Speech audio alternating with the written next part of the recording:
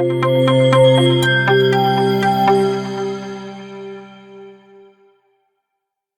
everyone. So this will be the part 3 of the session that is on socio-religious reform movements which we were discussing about. So first we will be looking into the struggle which was against the caste-based exploitation. So we know about the caste system which was prevalent in Indian society. There is a Hindu fourfold caste system. There is Hindu Chaturvarnashrama. So this actually determined, it was the caste which determined the status and also the relative purity of the people in the Indian society. And this caste plays a very important role during that particular time. Even it is relevant today in this modern time also. So it was this caste which actually determined that who would get the education or the ownership of landed property, and also the kind of a profession that one should pursue, and also whom one could dine with or to marry.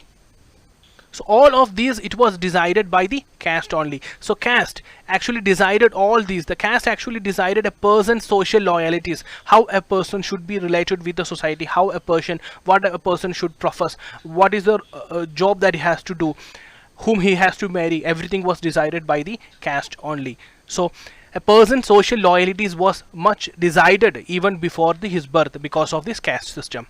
And it was a discriminatory institution. And if you look into the most hit or the worst hit people, or the most hit people, was the scheduled caste or Dalits. So now we will be looking to the several factors that actually helped to mitigate the caste-based discrimination into some extent. So the first one, we will be looking into the British rule. How actually the British rule directly or indirectly resulted into the mitigation of this caste-based discrimination from the society in a certain extent. So we will be discussing about several direct administrative measures which was taken by the British rule in India, and also sometimes indirectly also because of these certain administrative measures indirectly affect. Even though it has a lot of negative effects in one way, it do have a positive effect on the very other side. We will be looking into the examples of this. Take the case of creation of private property in land, and also the free sale of land. So that is a free sale of land, and also the creation of private property in land.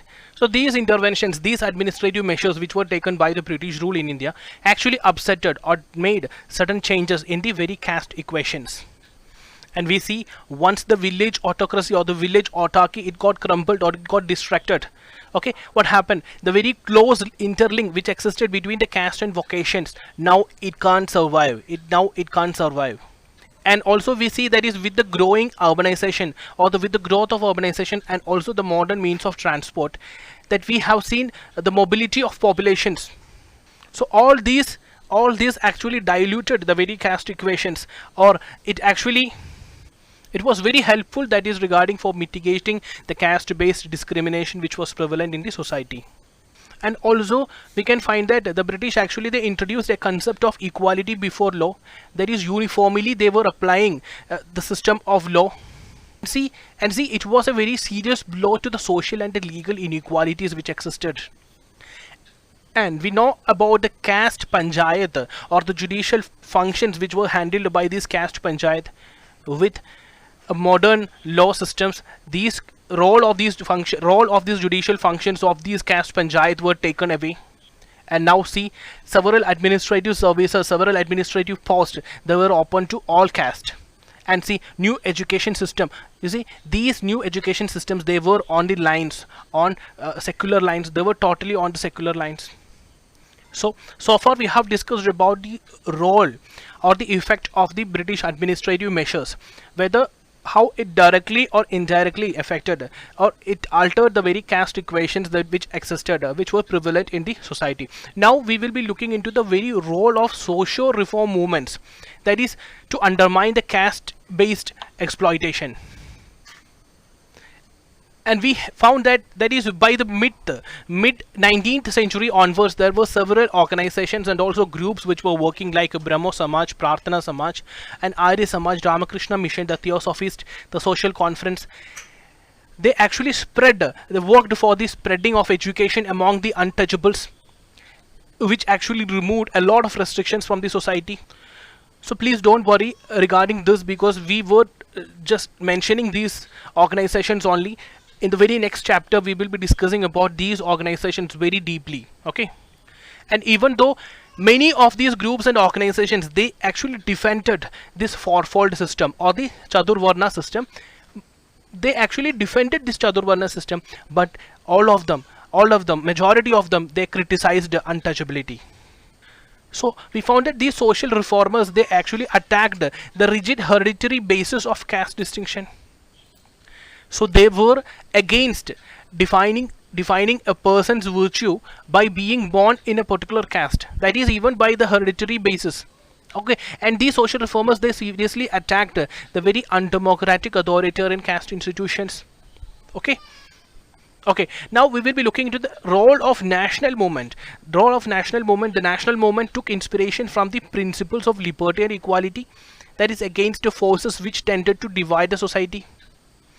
So coming to the national movements, these national leaders and national organizations, they opposed these caste privileges. They opposed this caste system, this undemocratic authoritarian caste system. They opposed it. Okay, because they were fighting for a society where everyone having an equal civic right, everyone having a equal civic right. Okay, so they fought for equal civic right and also for the free development of the individual. So with these national movements, national level mass movements, this actually resulted, we can find that with this mass participation made by the different sections of people into these demonstrations, meetings, and also satyagraha struggles and all this actually diluted this caste divisions. And see the role of Congress governments, that in some certain provinces, that is after 1930, these Congress governments in certain provinces, they had made certain useful work, that is regarding the upliftment of depressed classes and also for providing free education for Harijans, that is untouchables. And see the role of rulers of several states like Travancore, Indore and Devas. They made several initiatives, that is regarding the opening all the state temples by making a proclamation. Okay, now coming to the Mahatma Gandhi, he always had an objective, that is eradicating untouchability, and also his ideas were based on the grounds of humanism and also reason. And see what Gandhi says. He argued that the Shastras, they did not sanction untouchability, and even if they did,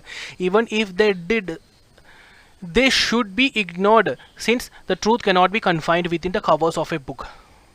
And see, in the year 1932, Mahatma Gandhi, he founded the All India Harijan Sangh. And we see there were several opportunities which were made, and also that is regarding there were several opportunities regarding the education and general awakening, that is among the lower caste people, and which resulted in the awakening and which developed later into a very powerful movement, that is the powerful movement for the defense of their right, that is even against the upper caste oppression. And see the Jyotiba Phule, he was from Maharashtra, a low caste Mali family, and he was having a movement that is against the Brahminical domination of Hindu society. And he had in its highest priority, that is education of the lower caste, that is providing education for these lower castes, especially girls, please note this. And he opened several schools that for the girls. Now coming to the Ambedkar, the Baba Sahib Ambedkar, he experienced the very casteist discrimination that in his childhood, and all because of this he fought against the upper caste tyranny, and he organized the All India Scheduled Caste Federation. Please note this, it was Ambedkar who organized the All India Scheduled Caste Federation, and other leaders of these depressed classes, they actually founded the All India Depressed Classes Association. So please note this, the Baba Sahib Ambedkar, he organized this All India Scheduled Caste Federation.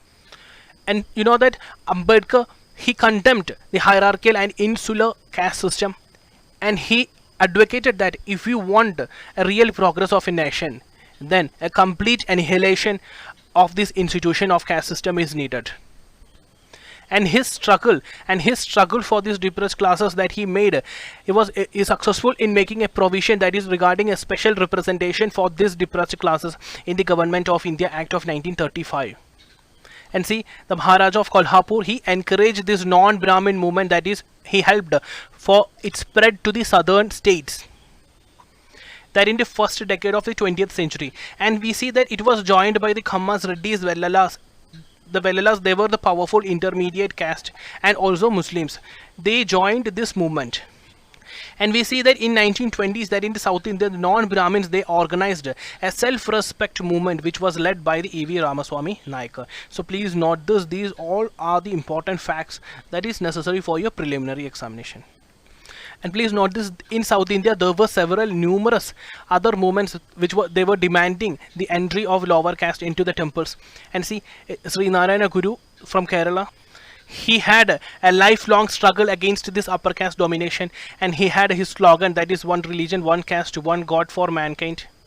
And it was his disciple, that is Sahadran Ayyappan, he changed it into no religion, no caste, no God for mankind. And also please note that it was Ambedkar who led the Mahat Satyagraha, that in the year 1927. So this Mahat Satyagraha, which actually challenged the regressive customs and also the caste Hindus, because they want to remove the ideas of high and low system which was existed in the society, which was there between the Hindu, and also want to inculcate a kind of self-elevation through self-help, self-respect, and also self-knowledge. And this procession, which was supported by about 2,500 untouchables, that is through the town of Mahad to a public source of water tank, and where this water tank, where the untouchables were not allowed to draw the water, and Dr. B.R. Ambedkar, he drank it. In 1927, the Ambedkar and his colleagues burned Manusmriti at the same place as a gesture of getting rid of inequalities. And we find that it was Dr. Ambedkar who established the Bahishkrit Hidakarni Sabha in the year 1924, which highlighted the difficulties and also the grievances of these Dalits that before the government, with a motto, that is educate, agitate, and organize. Okay, now coming to the Constitution of Free India, that has made equality and non-discrimination on the basis of caste imperative.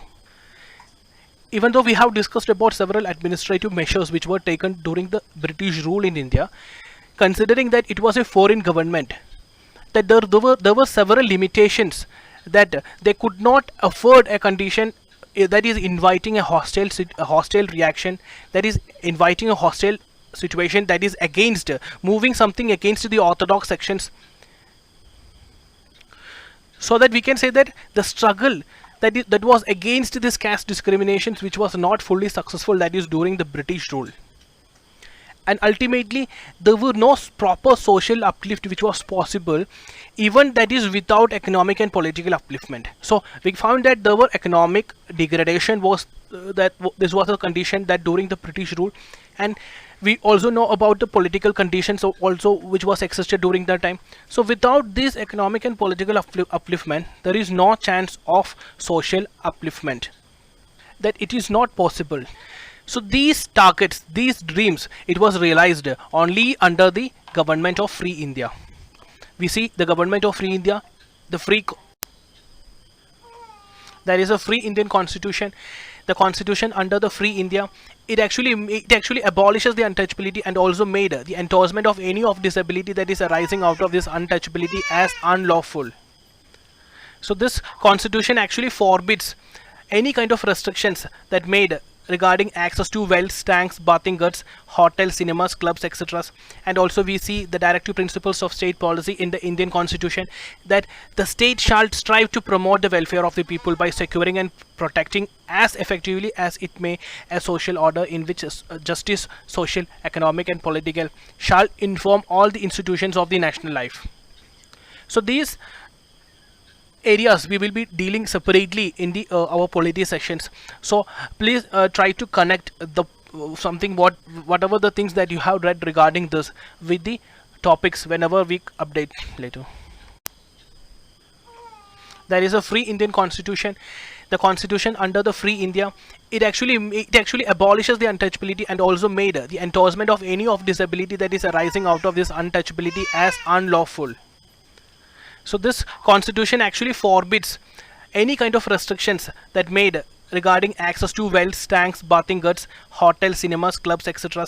And also we see the directive principles of state policy in the Indian constitution, that the state shall strive to promote the welfare of the people by securing and protecting as effectively as it may a social order in which justice, social, economic and political shall inform all the institutions of the national life. So these areas we will be dealing separately in the our polity sections. So please try to correlate these different topics.